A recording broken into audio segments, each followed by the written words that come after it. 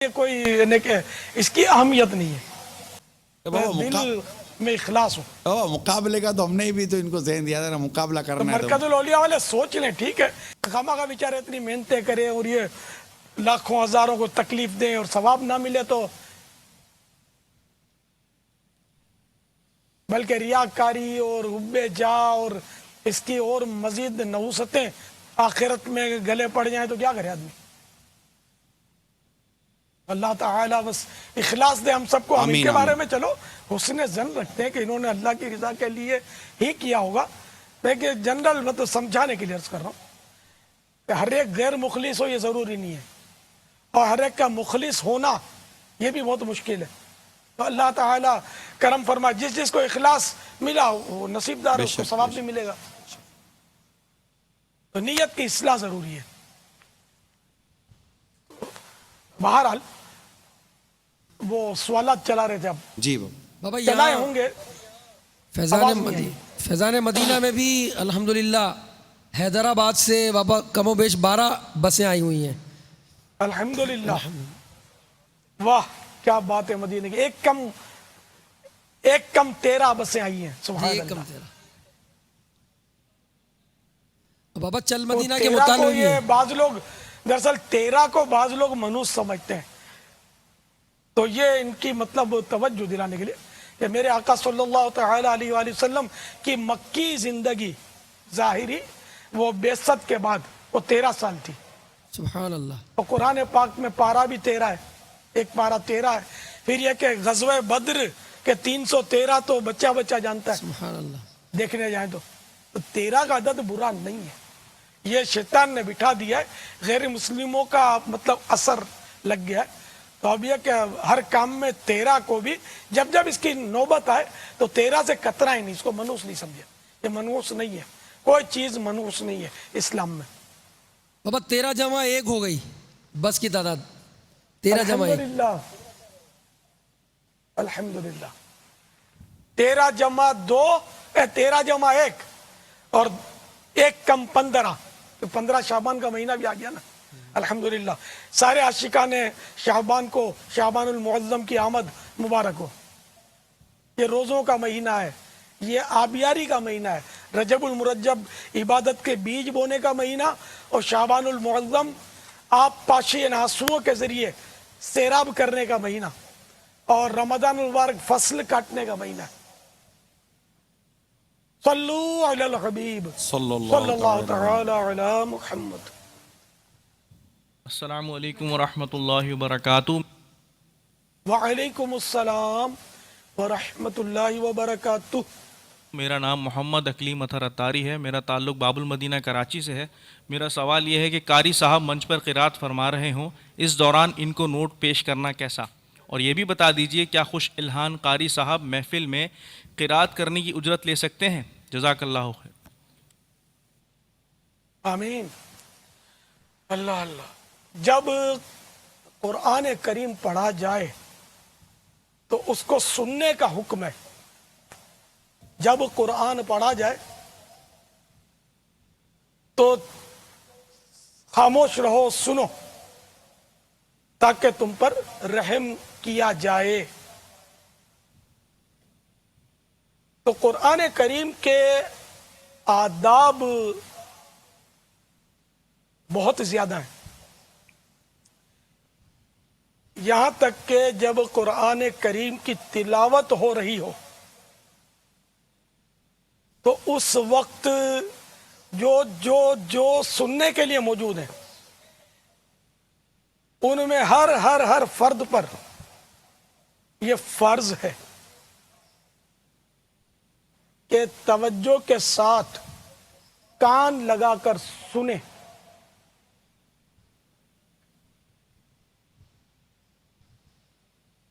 اور فرض پر عمل نہ کرنا یہ گناہ کبیرہ ہوتا ہے۔ تو یہ فرض ہے جو سننے کے لیے حاضر ہوا ہے۔ میرے آقا اعلی حضرت امام اہل سنت مولانا شاہ امام احمد رضا خان علیہ رحمت الرحمان نے جب قرآن کریم کی تلاوت ہو رہی ہو تو اس وقت انگوٹھے چومنے سے بھی منع فرمایا۔ یعنی جب اس میں گرامی آئے. تو اب قرآن کریم جب پڑھنا اور خاموشی کے ساتھ کان لگا کر سننا فرض ہے اس کو, تو اس میں نوٹیں جب چلانا شروع کریں گے تو یہ کون سنے گا, پھر کس طرح سنے گا؟ نوٹیں چلانے والا کان لگا کر کیسے سنے گا؟ تو جو تلاوت سننے کے لیے حاضر ہوا ہے اس کو کسی قسم کا کام کرنے کی بھی اجازت نہیں ہوتی, وہ کان لگا کر سنے. تو اس لیے قرآن کریم کی جب تلاوت ہو رہی ہو تو اس وقت جس طرح نوٹ چلاتے ہیں, نعتوں میں بعض لوگ چلاتے ہیں, تلاوت میں بھی چلاتے ہیں بعض جگہ, تو یہ نہیں ہونا چاہیے, اس کی شریعت میں اجازت نہیں ہے. اب رہا یہ کہ قاری صاحب تلاوت کے لیے پیسے لے سکتے ہیں نہیں لے سکتے, یہ مسئلہ. تو یہ یاد رکھیے کہ عبادت پر اجرت یہ حرام ہے. بعض چیزوں میں اجازت بعد کے علماء نے دی ہے, متاخرین نے. مثلا پہلے امامت کی اجرت نہیں ہوتی تھی, لوگ پڑھاتے تھے نمازیں, ایک جذبہ تھا اور عوام کو عقیدت بہت ہوتی تھی, وہ ان کی خدمت کر دیا کرتے تھے تو گزارا ہوتا تھا. آہستہ آہستہ وہ لوگوں نے خدمت کرنے میں وہ کوتاہی شروع کی. امام صاحبان جو تھے وہ بیچارے اس کی طرف, روزگار کی طرف مائل ہوئے, معاش کی طرف. اسی طرح علماء, واعظ کرنے والے وغیرہ, درس تدریس جو علم دین پڑھاتے ہیں یا قرآن کریم پڑھاتے ہیں, ان سب کی اجرتیں اصل مذہب پر حرام ہیں. تو یہ بعد میں ان کے لیے اجازتیں علماء نے دی. اب جن کی اجازتیں دی وہ تو جائز ہے. مثال کے طور پر امام کی تنخواہ جائز ہے, مؤذن کی تنخواہ جائز ہے, پہلے حرام تھی اب جائز ہے. علم دین پڑھانے والے مدرس, قرآن کریم سکھانے والے معلم یا استاد, ان کی تنخواہیں جائز ہیں. کہ اگر یہ سب اپنے کام دھندے پہ چلے جاتے ہیں تو وہ دین کا کام جو ہے نا وہ رک جاتا ہے. اسی طرح واعظ کی اجرت بھی جائز ہے کہ اگر علماء واعظ نہیں کہتے, بیان نہیں فرماتے, لوگوں کو اس طرح نیکی کی دعوت نہیں دیتے, تو بھی دین کا نظام بگڑ رہا ہے, تو اس کی بھی اجازت ہے. اب رہی تلاوت, منچ پر آ کر یا مجلس میں تلاوت کرنا, تو اگر بغیر اجرت کے تلاوت کرنے والا کوئی ملتا ہی نہ ہو تو اب تلاوت نہیں ہوگی. اگر تلاوت اس طرح محفل میں نہیں ہوتی, مجلس میں نہیں ہوتی, تو دین کا کوئی نظام تو بگڑتا نہیں ہے. نہ یہ ہے کہ 100% سب وہ اجرتی لیتے ہیں, چند منٹ کا کام ہے, بلکہ لوگ شوق سے تلاوت کرتے ہیں. زیادہ سے زیادہ یہ ہوگا کہ وہ کچھ خوش آواز نہیں ہوگا تلاوت کرنے والا, تو خوش آواز نہ بھی ہو تو کوئی حرج نہیں ہے. تھوڑا کم آواز والا ہی صحیح. تو اس طرح یہ کہ وہ تلاوت کی جو ضرورت ہے وہ تو پوری ہوتی رہے گی انشاءاللہ عز و جل. بلکہ اچھی آواز, ہمارے یہاں تو وہی نا کہ 2 ہاتھ کان پر رکھیں قاری صاحب اور خوش اعلانی کے ساتھ پڑھیں, ٹھیک ہے, اچھی بات ہے, بھلے پڑھیں کان پر ہاتھ رکھ کے, لیکن شریعت کس کو پسند کرتی ہے ہم یہ دیکھ لیتے ہیں. یہ میرے پاس فیضان احیاء العلوم جلد اول صفحہ نمبر 868 پر ایک حدیث شریف سناتا ہوں میں. مروی ہے کہ پیارے مصطفیٰ صلی اللہ تعالی علیہ وآلہ وسلم نے ارشاد فرمایا, ان احسن الناس صوتا بالقرآن الذي انا سمعته یقرأ رأیت انہ یخشى اللہ تعالی. یعنی لوگوں میں سب سے اچھی آواز, سے پڑھنے والا وہ شخص ہے کہ جسے تم جب قرآن پڑھتے سنو تو محسوس کرو کہ وہ اللہ سے ڈر رہا ہے. سبحان اللہ. اچھا ہمارے ہاں تنتنیا پڑھنے والا ہو, بہت حسین آواز ہو, بھلے نماز کبھی نہ پڑھتا ہو, داڑھی بھی اتنی سی چھوٹی سی فیشن کی رکھی ہو, دو دو ٹکڑے گالیاں بکتا ہو, لوگوں کے پیسے کھا کے بیٹھ گیا ہو, بات بات میں جھوٹ بولتا ہو, غیبت کے بغیر گزارا نہ ہو, اگر آواز اس کی تنتنی ہے اور اچھی ہے تو ایسا قاری اور ایسا نعت خوان ہمارے یہاں مقبول ہوتا ہے, چاہے خوف خدا کا اس نے نام بھی نہ سنا ہو. ایک چوٹ کرنے کے لیے عرض کر رہا ہوں, نہ اس کے وجود سے, اس کے انداز سے, اس کی گفتگو سے خوف خدا کا اظہار ہی نہ ہوتا ہو, نہ اس کے دل میں کوئی رقت یا کوئی ایسا سوز ہو خوف خدا والا. لیکن ہمارے ہاں اس کو اس کا چاند چڑھا رہتا ہے, لیکن ہم کو خود جو ہے نا, ہم سننے والوں کو خوف خدا رہا کتنا. تو بہرحال ابن ماجہ شریف کی حدیث پاک پھر سن لیجئے. فرمان مصطفیٰ صلی اللہ تعالی علیہ وآلہ وسلم, لوگوں میں سب سے اچھی آواز سے قرآن پڑھنے والا وہ شخص ہے کہ جس سے تم جب قرآن پڑھتے سنو تو محسوس کرو کہ وہ اللہ سے ڈر رہا ہے.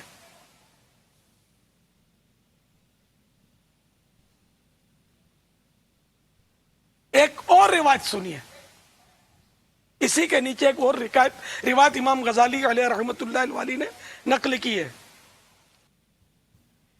لا يسمع القرآن من احد اشہا منہ ممن یخشا اللہ, یعنی خوف خدا رکھنے والے شخص سے زیادہ اچھی آواز میں تلاوت قرآن کسی سے نہیں سنی جاتی.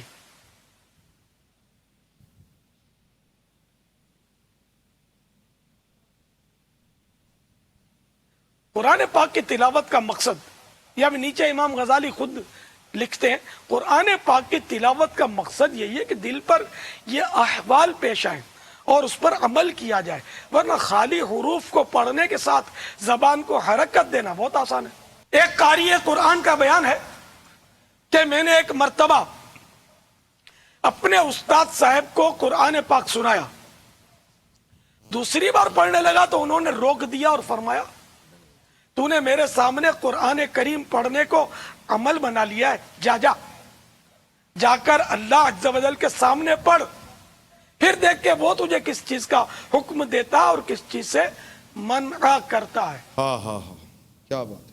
تو پہلے کے ایسے معاملات تھے, اب تو رسمی کلامی معاملہ ہے, اور اب تو ایک ٹرینڈ بن گیا ہے کہ وہ حافظ بنا دو, بچی ہو یا بچہ ہو, پھر بچی شادیوں کے اور گھریلو معاملات میں الجھ کر بھول جائے, اور بچے کو پھر قرآن پڑھا کر اس کو یاد رکھوانے کا ذہن کہاں ہوتا ہے, اس کو اسکول کالج کی سیڑھی چڑھا دیتے, اب بھول جاتا ہے. تو یہ ساری رسمیں اور پھر قرآن کو بھلا دینا, یعنی اس کو بھلا دیا جاتا ہے, بھلا دینا یہ بہت بڑی اس کی وعیدیں ہیں. پہلے کے دور میں ایسا نہیں ہوتا تھا میرے پیارے پیارے سائیں بھائیوں, پہلے رسمی معاملہ نہیں ہوتا تھا, پہلے عمل ہوتا تھا. چنانچہ امام غزالی علیہ رحمت اللہ علیہ نقل کرتے ہیں,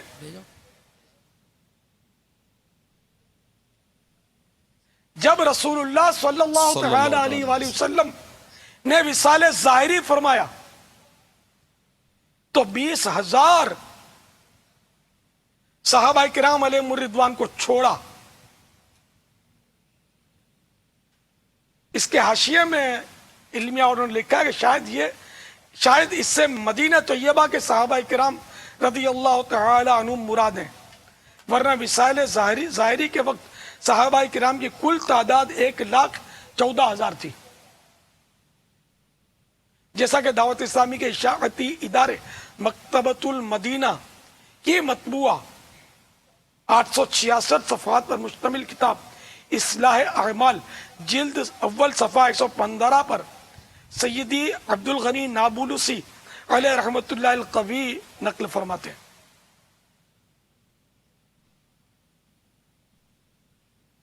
اور یہ سارے کے سارے اہل علم تھے. 1,14,000 جو تھے یہ اس میں اصلاح اعمال میں لکھا ہے.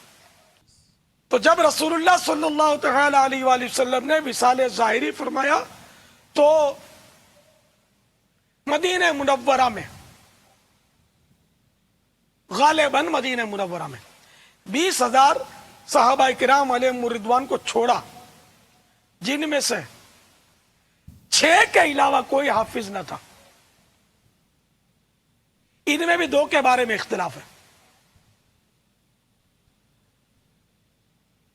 یہ روایت سنن ترمذی کی ہے جو کہ سیاستہ میں سے ہے. اکثر صحابہ کرام علیہم الرضوان، اب بعد میں لکھا ہے یہ دوسری روایت نہیں، یہ دوسری روایت سنن ترمذی کی ہے. پہلی روایت المعجم الکبیر کی ہے. تو اب دوسری روایت اکثر صحابہ کرام علیہم الرضوان 1 یا 2 سورتیں حفظ کرتے تھے. جو کوئی سورہ بقرہ اور سورہ انعام حفظ کرتا اسے علماء میں شمار کیا جاتا. تو یہ حضرات قرآن کریم ہماری طرح صرف رٹتے نہیں تھے، اس کے معانی کے سمندر میں غوطہ زن بھی ہوتے تھے. اس کی تفسیر بھی جانتے ہوتے، ان کی معنی کی گہرائیاں ان کو پتہ ہوتی، جو ہمارے حافظوں کو کیا بڑے بڑے علماء کو اتنی گہرائیاں نہیں پتہ ہوتی. ورنہ خالی 2 سورتیں یاد کر کے، سورہ بقرہ سورہ انعام یاد کر کے کوئی بولے کہ بہت بڑا علامہ بن گیا، تو معذرت کے ساتھ اگر پورا قرآن کریم حفظ کر لیا، ساتھ میں بخاری شریف بھی حفظ کر لی، چلیے دوسری بھی 5-15 حدیث کی کتابیں حفظ کر لی، جب بھی عالم نہیں بن جائے گا. عالم کے شرائط کچھ اور ہیں. یہ وہ صحابہ کرام جو تھے نا، وہ ان کی گہرائی میں جاتے تھے علم دین کی. ان کو علم دین ہوتا تھا، فرائض علوم ان کو معلوم ہوتے تھے، دیگر علوم معلوم ہوتے تھے اس سے زائد بھی، جس سے آج ہم لوگ بالکل ہی آری ہیں، کورے کورے. تو بہرحال یہ کہ میں عرض کر رہا تھا کہ ہمارے ہاں خوش آوازی ہی کو وہ اہمیت دی جاتی ہے، جبکہ حقیقت میں ایسا ضروری نہیں ہے. لیکن خوش آواز قاری سے قرآن سننا جائز ہے، بلکہ اچھا ہے. اب ہم کو مطلب ہے کہ چونکہ ہم اس کے ترجمے نہیں جانتے، ان کی تفسیریں نہیں جانتے، ان کی گہرائی نہیں جانتے، جو ہم اس میں تدبر کر سکیں، تفکر کر سکیں، تو خوش آواز سے ہی سنیں. اس سے چلو کچھ نہ کچھ قرآن کی محبت بڑھے گی ہمارے دل میں. لیکن اب اس کا مطلب یہ نہیں کہ اس کو پیسے دیے جائیں. تو یہ یاد رکھیے کہ جو قاری قرآن تلاوت کے پیسے لے گا تو وہ گناہ گار ہوگا، جہنم کی نار کا حقدار ہوگا. اسی طرح دینے والا بھی اگر یہ اجرت دے گا تو گناہ گار ہوگا. اور خالی کہہ لینے سے کہ بھئی ہم شوق سے دیتے ہیں، خوشی سے دیتے ہیں، اور قاری صاحب یوں فرمایا کہ میں تبرکن لیتا ہوں، تو وہ شراب کا نام مسلم شراب رکھ دینے سے وہ حلال نہیں ہو جائے گی. سمجھانے کے لیے، چوٹ کرنے کے لیے عرض کرتا ہوں. تو اسی طرح کوئی خوشی سے جوا کھیلے تو وہ جوا حلال نہیں ہو جائے گا. خوشی سے کوئی شراب پیے پلائے تو شراب حلال نہیں، حرام ہی رہے گی. تو اسی طرح یہ خوشی سے لین دین بھی حرام ہی رہے گا. صرف اللہ کے لیے پڑھنا ہوگا.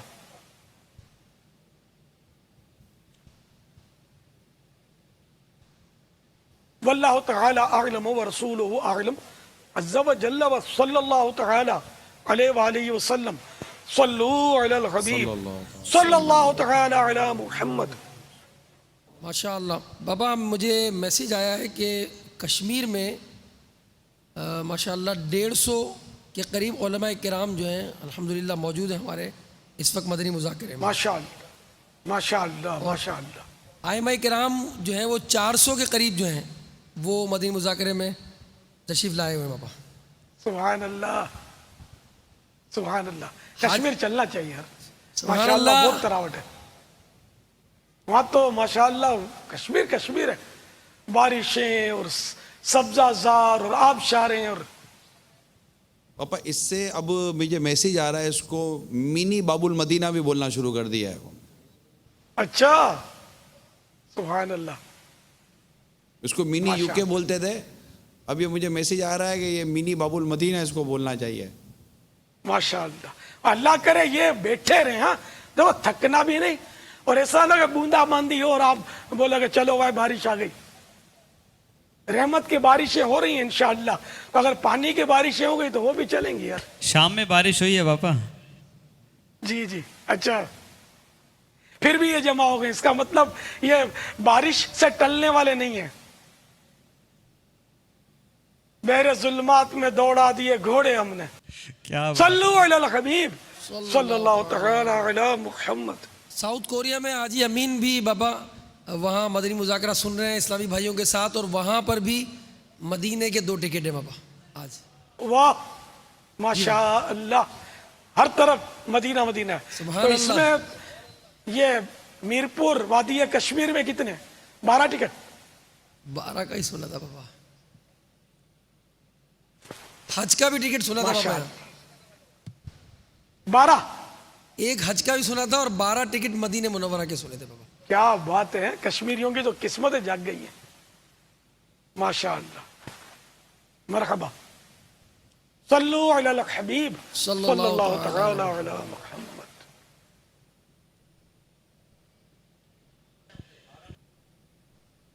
ماشاء اللہ. حج کا نہیں ہے، 12 مدینہ کے ٹکٹ ہے نا وقار بھائی؟ حج یہ کا نہیں 7 ہے کا اشارہ ہے، 7 کا بھی اشارہ ہے، اور خصوصی یعنی ڈیف اسلام بھائیوں میں مدینے کا اشارہ ہی ہے.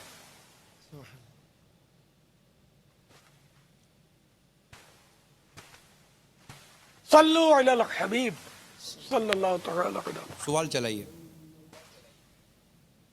السلام علیکم ورحمۃ اللہ وبرکاتہ. وعلیکم السلام ورحمۃ اللہ وبرکاتہ. میرا نام محمد ثقلین عطاری، میرا تعلق باب المدینہ جامعہ فیضان اولیاء سے ہے. آپ کی بارگاہ میں سوال یہ ہے، پیارے باپا جان مدرسۃ المدینہ کے ایک حافظ صاحب نے بتایا کہ میں الحمدللہ عز و جل عرصہ دراز سے فی سبیل اللہ ہی قرآن سنا رہا ہوں، لیکن مجھے مسجد کمیٹی اس بات پر مجبور کرتی ہے کہ میں سب کے سامنے خالی لفافہ قبول کر لیا کروں، تاکہ دیگر سامع وغیرہ کی بھی ہم نے خدمت کرنی ہوتی ہے. آپ تو نہیں لیتے مگر ان کو رقم لینی ہوتی ہے.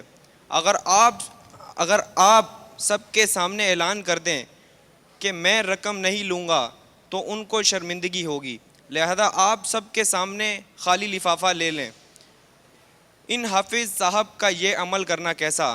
جواب ارشاد فرما دیجئے، جزاک اللہ خیرہ. میرا نام سائل رضا ہے. آمین. حضرت صاحب، کیا حافظ صاحب نماز تراویح میں قرآن سنانے کے پیسے لے سکتے ہیں؟ اگر نہیں تو اس کی کیا وجہ ہے، جبکہ تقریباً ہر مسجد میں ہی حافظ صاحب کے لیے رقم اکٹھا کی جاتی ہے اور خدمت کی جاتی ہے؟ اس کے حوالے سے جواب ارشاد فرمائیے. میں محمد زاہد عطاری ہند گن بخشی کابینہ کے شہر مدینہ الاولیاء احمد آباد شریف سے عرض کر رہا ہوں. پیارے باپا جان، مسجد کمیٹی کے افراد جو حافظ صاحب کی خدمت کرنے کے لیے رمضان میں محلے یا مسجد میں چندہ اکٹھا کرتے ہیں، ان کو کیا کیا احتیاطیں کرنی چاہیے؟ برائے کرم مدنی پھول ارشاد فرما دیجئے. یہ کوئی بڑا گمبھیر مسئلہ لگتا ہے بابا. یہ انٹرنیشنل پرابلم ہے. پاکستان کے تو کئی حافظ دیگر ممالک بھی جاتے ہیں، یوروپین ممالک اور کہاں جاتے ہیں. ہاں جی. وہ اب یہ پروفیشن بن گیا ہے تقریباً، بلکہ بعض جگہ منڈیاں لگتی ہیں، اوہ حافظوں کی چھاٹیاں ہوتی ہیں. ہمارے باب المدینہ میں جگہ پتہ ہے مجھے، تو وہاں سے لوگ آتے ہیں حافظ چھاٹی کر کے لے جاتے ہیں اپنی مسجد میں پڑھانے کے لیے. حافظوں کو باؤ بھی کھلے ہیں اور سب. پھر اس کے ہو سکتا ہے ایجنسیاں بھی ہوں گی اس کی، خدا بہتر جانے. اب عبادت بھی ایک رسم و رواج بنتی چلی جا رہی ہے. جیسے وہ قاری صاحب تلاوت کریں تو ان کو پیسے، تو نعت خوان نعت پڑھے تو اس کو پیسے. تو یہ سب کیا، یہ رسم نہیں ہے تو کیا؟ اب کہاں وہ سوز گداز وہ رقت کہاں ہے؟ پہلے آیتیں سن کر ایسی کئی روایتیں کہ وہ لوگوں کی روحیں پرواز کر گئی. اب ہم خوش اعلان قاریوں سے قرآن سنتے ہیں, ہماری آنکھ کا نم ہوتی ہے, پتہ ہی نہیں چلتا. تو بہت بری حالت ہو گئی ہے. تو اب یہ کہ پہلے تو وہ سوال ان کا حافظ صاحب پیسے نہیں لیتے, اب خالی لفافہ پکڑیں کہ نہیں پکڑیں, یہ اپنے ضمیر سے پوچھیں کہ یہ دھوکہ دینا ہوا کہ نہیں ہوا. خالی لفافہ پکڑیں گے اس لیے کہ وہ دوسرے کو یوں لگے کہ یہ پیسے لیتا ہے, ایک تو دھوکہ ہوا, دوسرا آپ کے بارے میں لوگوں کو بدگمانی کہ یہ بھی بھائی اجرت لیتا ہے. اگرچہ اجرت ہی ہو یہ ضروری نہیں ہے, لیکن عموماً تو یہی ہے نا کہ اجرت یہ اجرت ہی ہوتی ہے. اجرت بولے نہ بولے وہ اپنی جگہ پر. عموماً میں ابھی اس کا خلاصہ کروں گا آگے چل کے, کہ سوالات دو اور بھی باقی ہیں. تو حافظ صاحب کو آخر اس مسجد میں پڑھانے کی کیا کوئی قسم کھائی ہے؟ قسم کھائی ہے تب بھی اس کی کفارے کی صورتیں موجود ہیں. پھر یہ کہ اگر وہاں سامعین کو اس کو پتا ہے کہ سامع کو اجرت دی جاتی ہے, تو اب یہ ان کا اجرت میں تعاون ہوگا لفافہ خالی لفافہ پکڑنا. تیسری بلا یہ آئی کہ تعاون ہوگا تاکہ وہ سامع کے لیے ترکیب بنی رہے. سامع کو شرمندہ تو کیا کہ سامع کی ناک کاٹنی چاہیے, تو پیسے لیتا ہے. قرآن سننے کا پیسے لیتا ہے, بھلے شرمندہ ہو اور دینے والے بھی شرمندہ ہو.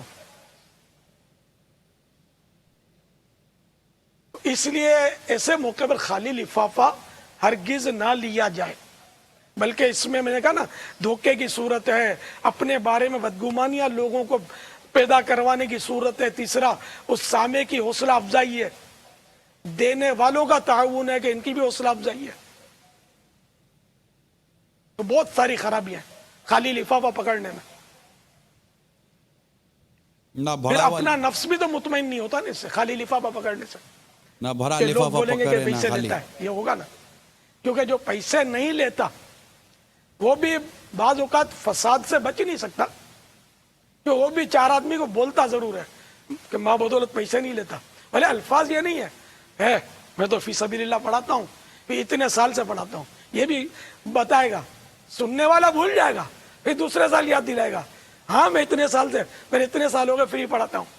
تو یہ بھی گویا اللہ کے لیے نہیں پڑھا رہا, یہ ریاکار ہے. اجرت لینا بھی حرام, ریاکاری بھی حرام. اگر ریاکاری یعنی مطلقاً بتانا ریاکاری نہیں ہے, لیکن اس میں بھرپور امکان ہے کہ یہ ریا کر رہا ہو. ریا کی تعریف پر اگر آپ نظر رکھیں گے نا تو امید ہے کہ آپ فیصلہ کرنے میں آپ کو آسانی ہوگی. ریا کی تعریف یہ کہ عبادت کے ذریعے یعنی اللہ کی رضا والے کام نے عبادت کے ذریعے کسی کے دل میں اپنی عزت بنانا, اپنا مقام بنانا, یا عبادت کے ذریعے پیسے لینا, دنیا کا مال لینا. تو یہ ہے ریا کی تعریف, کہ عبادت کے ذریعے یا تو دنیا کا مال حاصل کرے یا لوگوں کے دلوں میں عزت اپنی ڈالے عبادت کے ذریعے. یہ دونوں تعریف میں آتا ہے.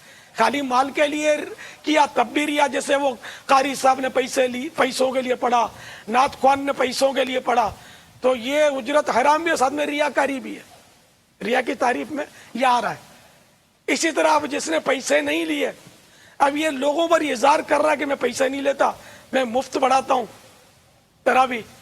اب کھائی نہ کھائی دل پر غور کرے, یہ نیت چھپی ہوئی ہوگی کہ لوگ بولیں گے یار واہ, اب واہ میں آپ کی بیڑی ڈوب گئی. یہ واہ کی خواہش میں کہ لوگ متاثر ہوں گے مجھ سے, واہ پیسے نہیں لیتا یار, یہ بڑے بڑے لیتے ہیں پیسے, یہ نہیں لیتا, بڑا یار ماشاء اللہ بہت خوف خدا والا ہے, بابا اور نیک آدمی ہے, بابا متاثر تو ہوں گے نا. قرآن ہے یار, پیسے نہیں لیتا. باپا یہ پیسے تو نہیں لے یہ گا, اس کی بھی بیڑی ڈوبی کیا اگر یہ اس نیت سے بتاتا ہے کہ لوگوں کے دل میں میری عزت پیدا ہو. ورنہ کم از کم اپنے عمل کا اظہار کرنے سے، جبکہ کوئی اس کی کوئی شرعی مصلحت نہ ہو، شرعی مصلحت کے بغیر اپنے عمل کے اظہار کرنے سے پوشیدہ وہ عمل پوشیدہ نہیں رہے گا، تو پوشیدگی کا ثواب تو اس کا ضائع ہو ہی گیا. یعنی اگر کوئی بتانے کی اچھی نیت نہیں ہے اور ویسے ہی بتا دیا، جیسے جس نے کہا میں شعبان اور رجب اور شعبان کے روزے رکھتا ہوں اور دل میں ریاکاری نہیں ہے، ویسے بولنے کی خاطر بولا، اس نے بتایا، تو اب اس کا عمل پوشیدہ عمل نہ رہا، اب اس نے اظہار کر دیا، تو اس سے کم از کم یہ پوشیدہ والا ثواب تو رخصت ہو ہی گیا کہ وہ پوشیدہ عمل ایک روایت کے مطابق وہ علانی عمل سے پوشیدہ عمل 70 درجے زیادہ، 70 گنا ثواب ہے اس کا. تو یہ تو اس نے ضائع کر دیا. ہاں اگر اس کی کوئی مصلحت ہے بتانے کی، جیسے کوئی پیشوا ہے اور وہ اگر اس نیت سے عمل بتاتا ہے کہ میرے ماتحت ہیں ان کو ترغیب ملے عمل کی، اگر یہی نیت ہے تو، ورنہ میرے مریدین کی تعداد بڑھ جائے کہ یہ صرف ہاتھ چومتا تو میرے پاؤں چومنا شروع کر دے، اس لیے پیر صاحب نے بتایا، تو پیر صاحب کو اس کی پیری مریدی بچا نہیں سکے گی. پیر صاحب غصے میں آتے ہوں تو آدھی روٹی کم کر دیں، ہاں غصے کی اجازت نہیں ہے، یہ مطلب حکم شریعت بتا رہا ہوں کہ اگر اس نیت سے کوئی بتاتا ہے کہ میرے مریدین میں میری عزت بڑھ جائے اور میرا ذرا نذرانے میں اضافہ ہو جائے، اللہ نہ کرے، تو پھر وہ ایسا پیر اچھا بھی نہیں ہوتا. تو پیر صاحب بتائیں یا استاد صاحب بتائیں شاگردوں کو، یا کوئی بھی ایسا شخص کہ جن کو 4 آدمی مانتے ہوں، جن کی عقیدت اور جن کو فالو کرتے ہوں، اتباع کرتے ہوں، ایسا شخص اس نیت سے بتائے. اگر اس کی بھی نیت نہیں ہے بتانے کی تو پھر وہ پوشیدہ سے خارج، اور ریا کی نیت ہے تو ریاکار بنائیے. یہ نیت پہلے ہوگی، اس کی دل میں نیت کرنی ہوگی، میں اپنے ماتحتوں کو یہ ترغیب دے رہا ہوں تاکہ یہ بھی اس عمل کی طرف رغبت پائیں، تب اس کا یہ بتانا ثواب ہوگا.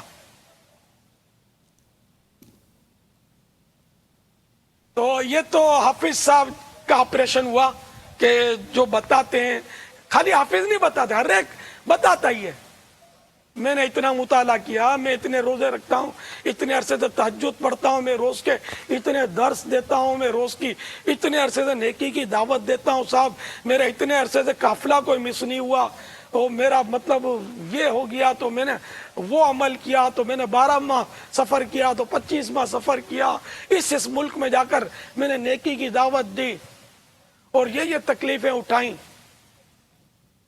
اب یہ کہ یہ دیکھ لے کہ یہ بتا کیوں رہا ہے، اس لیے کہ یار واہ یار بڑا قافلے شاہ ہے، یہ وقف مدینہ، واہ بھائی واہ ماشاءاللہ، تب اس کا پگار مل گیا، اس کو واہ واہ ہو گئی. آخرت کے لیے کیا بچا؟ اگر نیت یہی تھی کہ لوگوں کو مطلب بتائے تاکہ لوگوں کے دلوں میں اپنی کچھ ویلیو بنے، نعوذ باللہ، تو یہ ریا ہے.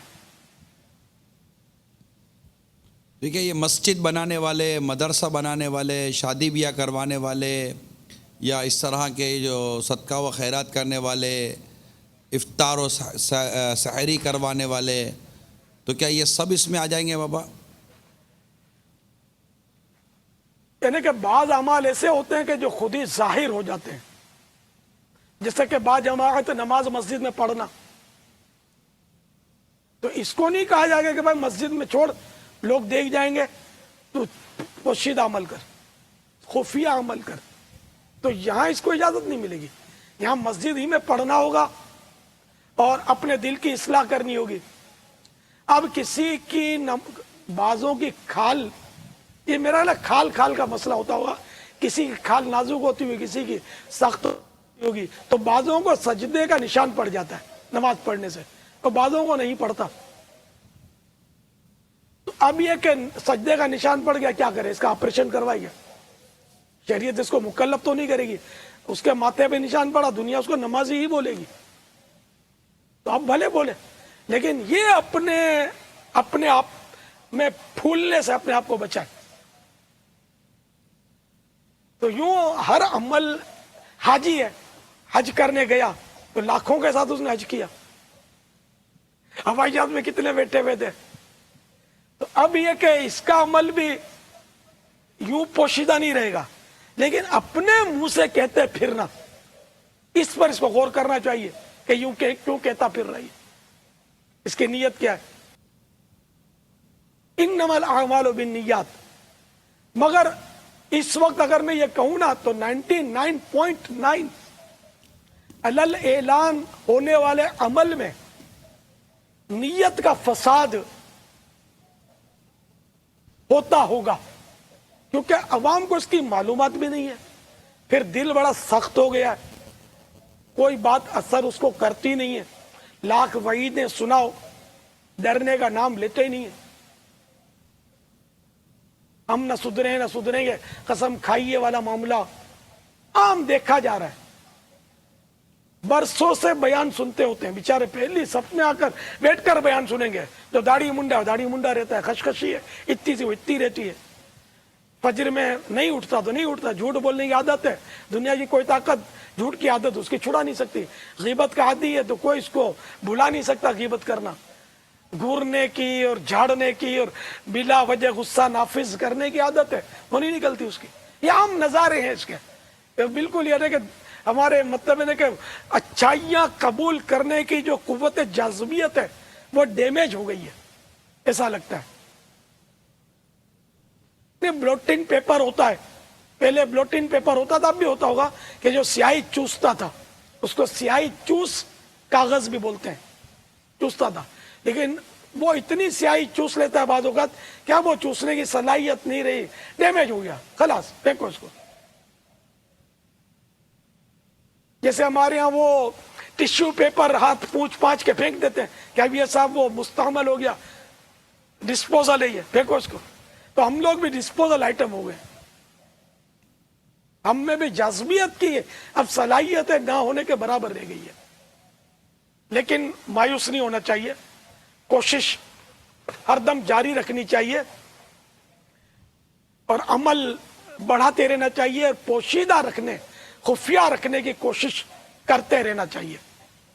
तो खैर वो हाफिज साहब की बात चली थी, तो अब ये कि दीगर दो सवालात थे, उनमें दोनों एक ही तरह के थे, मिलते जुलते थे। हाफिज साहब को उजरत पर तरावी पढ़ाना, कमेटियों का उसके लिए चंदे करना, फिर ये नहीं पूछा कि इस काम के लिए चंदा देना कैसा। हाफिज साहब का उजरत पर पढ़ना हराम, कमेटी वालों का पढ़ाना हराम, और जानबूझकर इसी काम के लिए चंदा देना यह भी हराम। सवाब नहीं मिलेगा, गुनाह मिलेगा। झटका बड़ा लगा होगा, तो ये भी करता है, वो मौलाना भी करता है, ये मौलाना भी करता है, तो जिसका कलमा पढ़ा है उसकी बात पर अमल करो। किस मौलाना का पढ़ा है, कौन सी मस्जिद के पेश इमाम का आपने कलमा पढ़ा है? अच्छा, मदीने वाले मुस्तफ़ा का कलमा पढ़ा है सल्लल्लाहु तआला अलैहि वसल्लम। तो इनके मदीने वाले मुस्तफ़ा सल्लल्लाहु तआला अलैहि वसल्लम के नायबीन ने, उलमाए मुत्तकीन ने, उलमाए कामिलीन ने तो हमें समझाया, फिर उसको अमल करें। कि मेरे आका आला हज़रत रहमतुल्लाह तआला अलैह बेशक नाइब रसूल थे, बहुत बड़े आलिम मुफ्ती, फतावा रज़विया शरीफ में इन्होंने फतवे दिए इसके को। वो एक रिसाला मकतबतुल मदीना ने शाया किया है, नात ख्वां और नजराना, इसमें इसके हवाले मौजूद हैं, दलाइल मौजूद हैं, पढ़ लीजिए। तो तरावी की भी उजरत के बारे में फैज़ान रमदान, फैज़ान सुन्नत जिल्द अव्वल में भी इसके अहकाम दिए हुए हैं। तो ये झटका ना खाएं कि कुरान करीम पढ़ने पढ़ाने की तरावी, कुरान करीम पढ़ने की तिलावत, न कि वो तालीम, तालीम की उजरत जायज़ है, इमामत की उजरत जायज़ है, तदरीस की उजरत जायज़ है, मुअज्जिनी की उजरत जायज़ है, लेकिन सवाब नहीं मिलेगा जो उजरत लेगा उसको, यह अलग मसला है, लेकिन उजरत जायज़ है। क्योंकि वो आला हज़रत फरमाते हैं कि इमामत के बारे में जैसे फरमाया कि इमामत अपनी बेच चुका जो तनख्वाह लेता है, सवाब नहीं मिलेगा, गुनाह नहीं मिलेगा, पैसे मिल जाएंगे। तो बहरहाल ये कि तरावी की उजरत भी हराम है, क्योंकि तरावी में कुरान सुनाना ये शर्त तो नहीं है ना।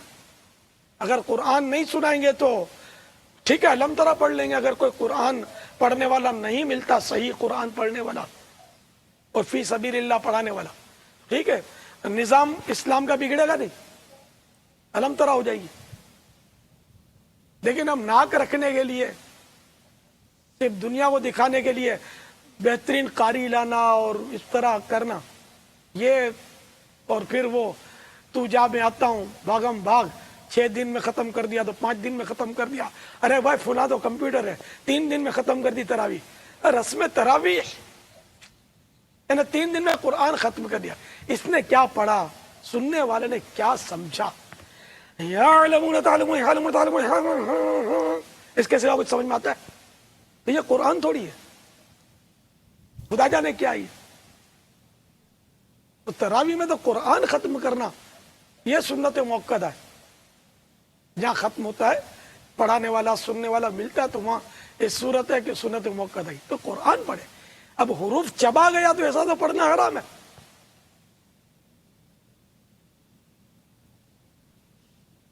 ایک حرف بھی چبا گیا, پورا قرآن صحیح پڑھا, ایک حرف چبا گیا تب بھی سنت تو رہ گئی نا. 27 دن میں پورا قرآن نہیں ہوا نا, یہاں تو ایک حرف کی بات کیا ہے. دھبا دھپ.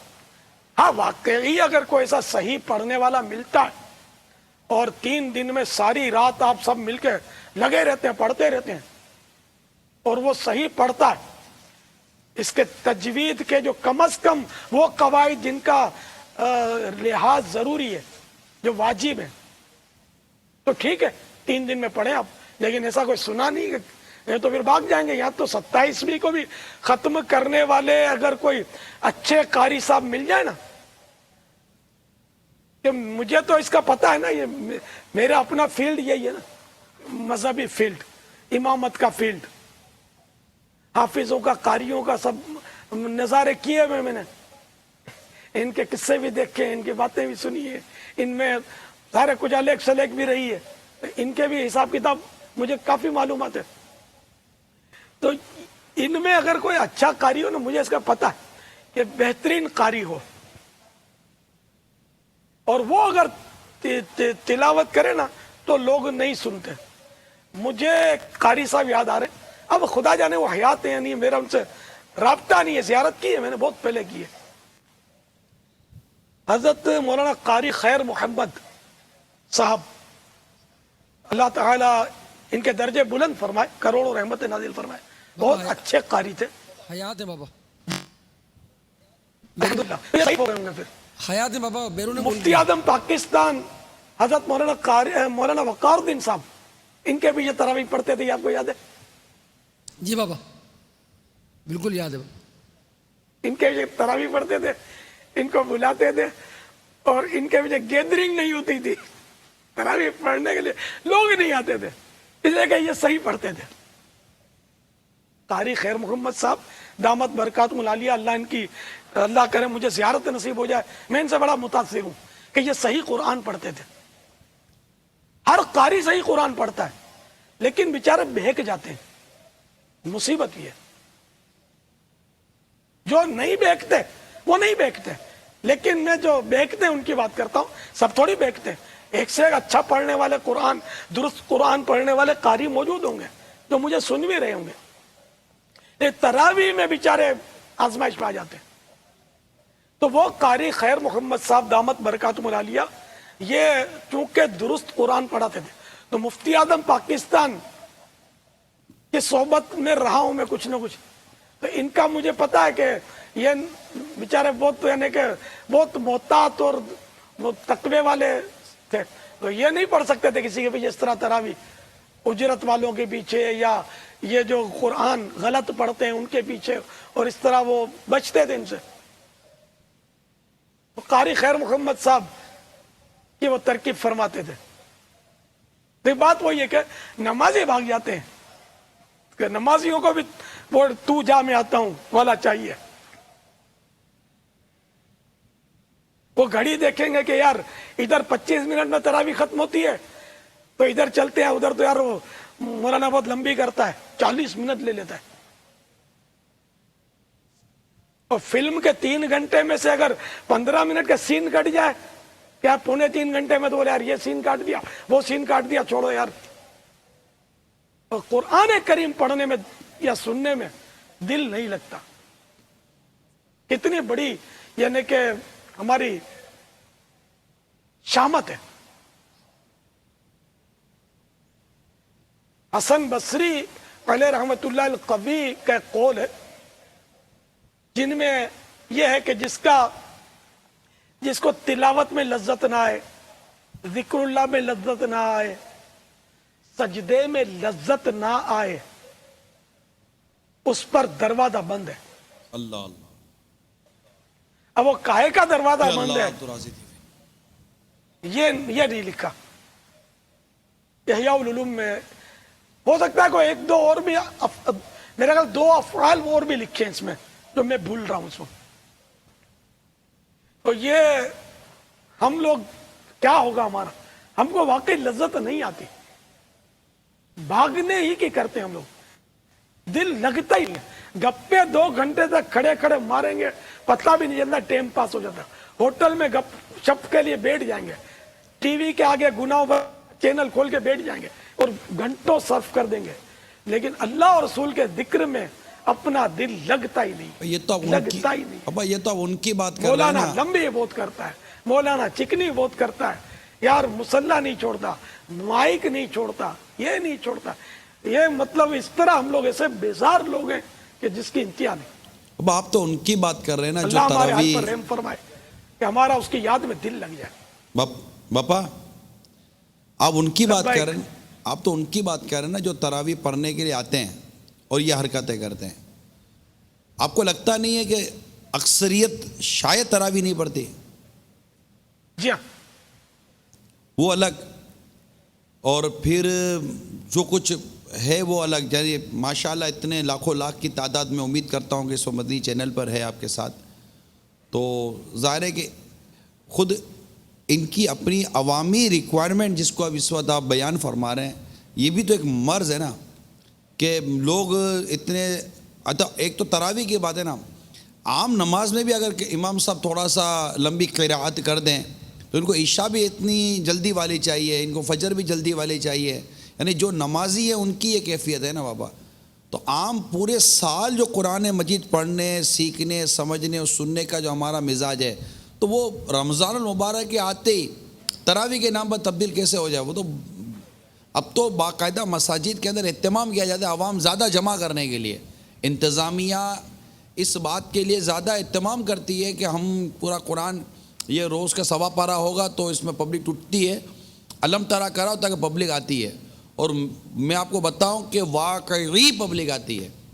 یعنی جس مسجد کے بارے میں پتہ چل جائے نا کہ یہاں پر عشاء کی جماعت سے لے کر وتر کے سلام پھرنے تک 20 یا 25 منٹ کے اندر اندر یہ فارغ کر دیتے ہیں. یعنی بعض اوقات ایسے مطلب عجیب قسم کے جملے میرے کانوں نے سنے ہیں, ارے امام صاحب 20 منٹ میں مسجد کے باہر نکال دیتا ہے, 20 منٹ میں مسجد کے باہر نکال دیتا ہے.